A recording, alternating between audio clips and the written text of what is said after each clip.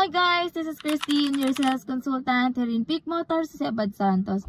So for today's video guys, sasagutin natin yung isa sa mga nag-comment doon sa previous video natin kung magkano ba dapat yung monthly income para ma-approve sa auto loan. So yung subscriber natin na nag-comment doon is si Holyland Adventure TV 9398. Sabi niya, kahit malaki income mo, hirap pa din magpa-approve. Ha. Ano ba yung mga reasons kung bakit tayo na-decline or kung bakit na-decline yung application form natin regardless kung na-meet naman natin yung monthly income na kailangan ng mga bangko. For this video guys, bibigyan ko kayo ng 3 dahilan kung bakit decline ang auto loan mo. Number 1, multiple application. So ano bang ibig sabihin nito?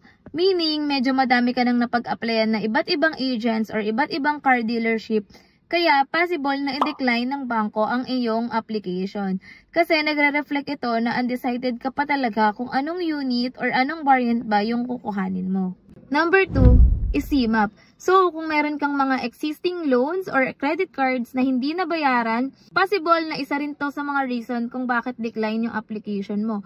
So, CMAP is a financial institution na nag-share ng ating mga credit information sa mga bangko or sa mga credit card companies na ina-applyan natin. For example, meron kang loan before or meron kang credit card before na hindi nabayaran, magre-reflect ito sa CMAP.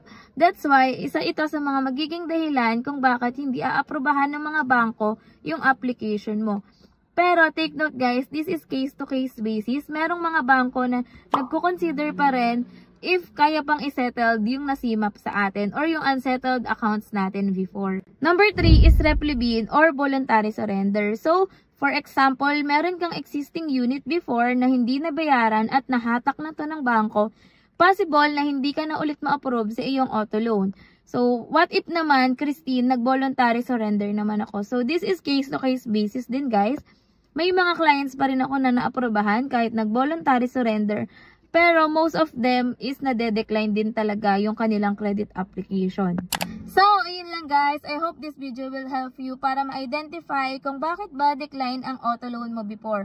And if meron kayong mga questions regarding auto loan or kung gusto nyo mag-avail ng Mitsubishi units, wag kayo mahihiyang tumawag sa aking mga contact numbers na indicated dito sa screen or pwede nyo rin akong i-message sa aking personal Facebook account or Facebook page. Yung aking contact number nga pala guys is Viber and WhatsApp ready na rin. So, pwede nyo na rin siyang i-reach sa Telegram. So, ayun lang guys. Thank you so much for watching. See you on my next video. Bye!